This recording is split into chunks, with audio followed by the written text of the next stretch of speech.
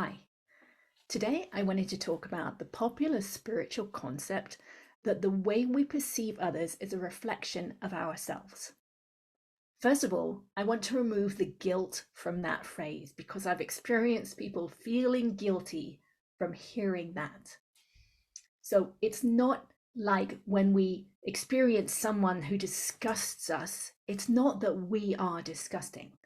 What it means if we have experienced that feeling of disgust before and it lives inside of us, that memory lives inside of us and we've just reactivated it. So there's no guilt involved. So in the US, there's a popular politician who brings up that feeling of disgust inside of me.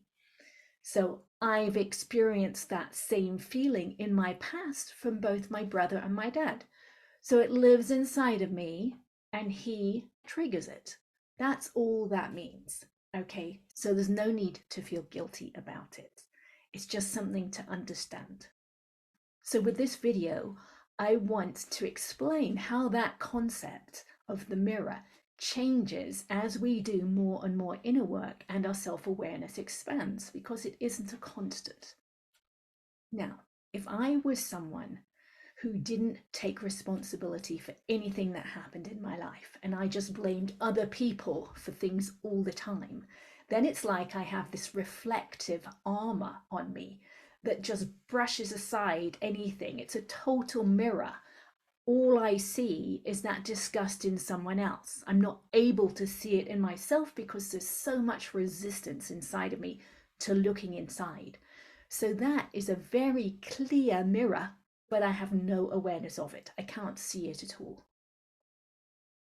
So that's one end of the spectrum of self-awareness. But the mirror is very clear at that point. And I can't see it, but other people can see it. Now, if I start to become aware, to start taking responsibility, to start to notice those feelings inside of myself, if I start to become aware that when I see someone who disgusts me, that there is that memory, that feeling of disgust living inside of me, and if I work with that feeling to let it go and release it, then the mirror is still there, but I'm aware of it. I can see it. I can use it to my advantage. And as we do that more and more, the mirror itself starts to dissolve. We start to realize that we can remain at peace on the inside when things around us are not peaceful. The reflection is no longer there. It's the individuation process that Carl Jung talks about. We are becoming aware of who we are without that energetic pull and push from emotional interactions with others. So that's it. That's how the mirror changes as we do this inner work. It's a very reflective mirror at the beginning. We can't even see it, in fact.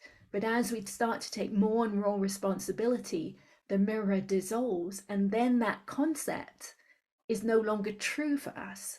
We're no longer perceiving other people as a reflection of ourselves. We're actually seeing ourselves and we're seeing them. So I hope that helps to explain it. Took me a long time to understand it. In fact, I'm really just grasping it now. I'm starting to experience it now consciously. I'm becoming consciously aware that other people have that mirror in place and I do not. Now, clearly, sometimes I do still, because sometimes I'm still triggered. And in those moments, if I'm aware that it's a trigger, I can still work through it. But the mirror itself is starting to dissolve. And it's a really interesting concept to work with once you realize that is happening. And you can see it in others and you can see the change in yourself. So it's definitely worth starting on this journey and seeing what you notice along the way.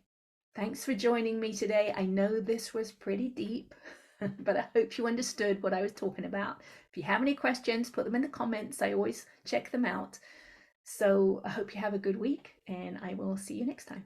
Bye-bye.